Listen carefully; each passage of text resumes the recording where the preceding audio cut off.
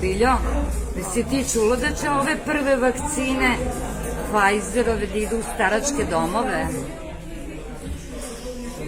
Čula sam da nastavak nacističke ideologije i prakse, uklanjanje suvišnih žderača hrane, oslobađanje penzionih fondova, uklanjanje iz sveta ljudi koji imaju dosta iskustva i znanja, a pre toga je trebalo baciti tone aluminijuma i većinu tih ljudi već pretvoriti u neke koje pate od demencije, od Alzheimera.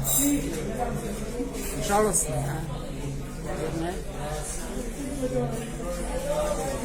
Biljo, pa kako će ti ljudi da se odbrane kad su ih svi napustili?